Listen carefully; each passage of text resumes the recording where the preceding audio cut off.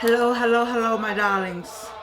I hope you hear "We Shall Overcome" in the background, because we shall overcome someday. Today is Martin Luther King Day, and we're commemorating it on A Slice of Life. I sang this song. I sang it October 19, 1960. As a young woman at Spelman College, my mother sent me off to school to study. I did study. I studied a movement because I've been born and raised in the north of the United States. I thought I was free. I thought that my white schooling, my white friends, my white neighborhood, going to the library, eating where I wanted to eat, I thought I was free. And I came south to school, segregated. I wonder why people were worried about me coming to school. And now I know. They were worried about an outspoken young black woman moving into an arena where my color, before I opened my mouth, would stop me. And so there's two things I'd like for you to do with me today. One, I'd like for you to know my story. And the way I want you to know the story is at your leisure. I'd like for you to go to Netflix. I'd like you to go to High on the Hog. I'd like you to click on season 2, episode 3. It's called Defiance. And in that episode on Netflix, High on the Hog, season 2, episode 3, you'll find Charles Black, one of the last living leaders of the Atlanta student movement. You'll find Marilyn Price Hoyt, who was arrested with Dr. King on that day. He was arrested in Atlanta, Georgia, October the 19th. I want you to listen to me, Georgianne Thomas, as we share, the three of us, what it was like to demonstrate as young people. We were young. We were in school. Our parents sent us to college to study, and we did. We studied the movement. We listened to the upperclassmen who said we must make a difference and a change in Atlanta. The Atlanta student movement has been swept under the rug so many times, and as many times as all of us have tried to let people know what happened, some kind of way, we find the movement begins in Selma on the bridge, but it did not the Atlanta student movement. It began with Dr. Herschel Sullivan Challenor and Dr. Lonnie King, the late Dr. Lonnie King, Charles Black's leadership, Dr. Otis Moss Jr. These are names that you don't know, but these are the people who helped start the movement. Dr. Rosin Pope, Julian Bond. These names should be as important today, or at least listed somewhere today, because it was Dr. King he came over. These student movement people invited him to come and join us. And he got arrested on that day. And the movement propelled from Atlanta around the world. Not that Dr. King wasn't Dr. King before Atlanta, but Dr. King was more Dr. King because of Atlanta. That story is not told. The story is not told how President Kennedy won. President Kennedy won because of what happened in Atlanta. Because Dr. King was released, and Daddy King said, well, if the Kennedy guys, the boys, can do this, I guess we'll move from Republican to Democrat, and we'll vote John Kennedy in as president, in spite of him being a Catholic. These stories are not told, but this is what really happened. 2 places I said I want you to study. My daughter and I, Reverend Evelyn Sanders Swafford, and myself. We have a movie called Foot Soldiers, the class of 1964. Many of the people in the movie have transitioned, but I want you to go on pbs.org, and look up Foot Soldiers, the class of 1964, so you can hear the stories of the women, same age as myself, as we prepared and we marched and demonstrated. Many of us did it against our parents' wishes because they were afraid for us. They knew what would happen, but we went on anyway. And so today I commemorate the work of Dr. King, and I ask that you acknowledge those who also marched, worked, we struggled. You think it wasn't difficult? It was very difficult for me to move from thinking I was free, thinking I was just a young black woman in America, thinking I was an American, to only find out there was an adjective missing. The adjective was I was colored. They spat on me as I held my little placard. And what I leave you with is the burn mark. The burn mark on my arm that my daughter asked me about when she was a young woman, young girl. And I casually said to her, the man burned me because I was holding my placard. And he jumped out of the crowd and put his cigarette out on me. And I didn't talk about it much because I thought about the people who got beat. I thought about the people who not only did they get beat, they had hoses and dogs. And so my little burn mark is just my reminder of the reminder now, because it's on Netflix, that the cruelty. Why would you put a cigarette out on my arm? I stood there. I certainly did. I'm like Marilyn Price Hort. In her iconic picture, she said, when you look in her eyes, you don't see anything but determination. I stood there while he put the cigarette out on my arm. And when he finished putting the cigarette out on my arm, and they finished spitting on me, and they finished calling me a nigger, I got my little placard, and I kept going because I had to stop the line. It stopped. The line had stopped. But we kept going. We kept going. And so I tell my story. Yes, I tell it. I don't tell it often. I wouldn't have even told this. I didn't even remember. My daughter said I was so nonchalant about it because we didn't do any of this for our own selves. We weren't trying to be congressman, congresswoman, senator. There's a whole bunch of us. We wanted to just do the right thing. And we supported those people who did take the leadership roles and tell our story. Especially Congressman John Lewis. He took our story. He's in our movie. So what are you going to do today? You're going to Netflix. Yes, you are. You're going to go to the wonderful series. Oh, thank you. Thank you so much for the series. High on the Hog. Season 2. I found that amazing because all I talked about was season 1 when it came out. And to find myself in season 2 is all about God. God did this. Georgianne didn't do any of this. None of this is about Georgianne. Even my tablet is back. You know why? Because my friend said, you need your tablet. I'm going to order the part.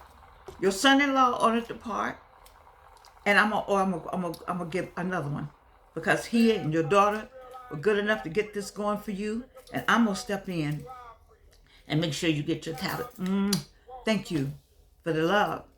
Trying to get me back to this because it's a message here. And so the message for today is we haven't overcome. This is in jeopardy. This is in jeopardy. Pay attention. When I was young, I spoke as a child. When I got older, I put away childish ways. Listen to me. This is in jeopardy. When I was at Spelman College, I was there, as they say, to get my learning, get my education. I did. I got a good one. Thank you, Spelman College. I'm in my 60th year this year when I go to reunion class of 1964. But I need for you to listen today to High on the Hog. I need you to go to season 2. I need you to go to episode 3. They call that episode Defiance. And let me just say a word about that.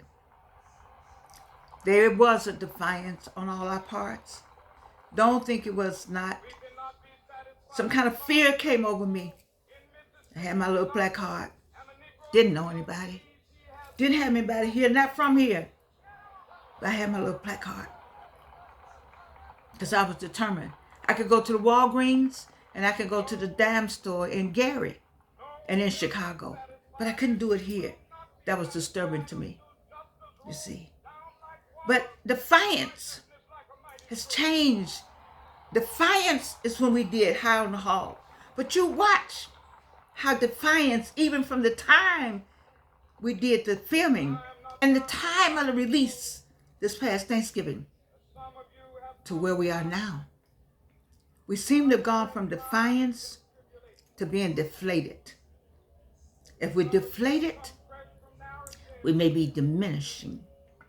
We got defiance, but deflating, diminishing. And where they really want to get us is to be deleted. Defiance, deflated, diminish, deleted. I want you to go to pbs.org. Mind you, none of this gives me any money. So you don't want to go to things because you think Georgianne is getting some money. Small-minded. Waste of time. Bigger picture going on in this world. Go to pbs.org. Put in Foot Soldiers, the class of 1964, and listen to the women from Spelman College share their stories, what it was like to march.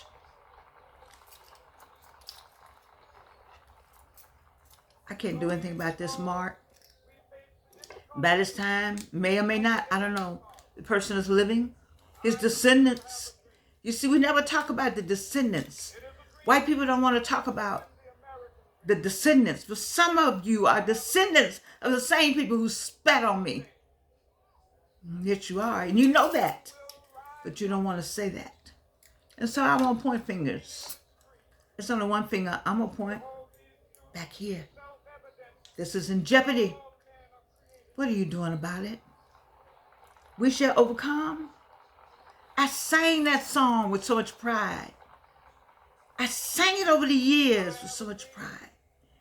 And to think, oh my God. Sons of former slaves and the sons of former slave owners, will they be able to sit down together at the table of brotherhood? I have a dream. I have a dream. That one day, I had a dream. even the It's a state of nightmare. Mississippi, a state It's a nightmare. the heat of And we're not paying attention injustice, to the sweltering with the heat of people oppression, who are will be creating the transformed into nightmare. an We're not paying oasis of attention to the freedom and systems in justice. I have a place dream. to create this nightmare. We're so busy fighting at each other, barking at each other. You see, this content of our character. I had character when I was holding. Nobody cared about my character. I was walking, a college woman. I finished high school. I didn't get a high school, what do you call it? They have all kind of high school degrees. I have a high school diploma. I have a college, Spelman College degree. I have a master's from Georgia State University. And I earned my doctorate. I went to class and earned it. Earned it from Clark Atlanta University. You see. And I'm still out here on the battlefield. It's not easy. You have to be careful now. You see what they did to him.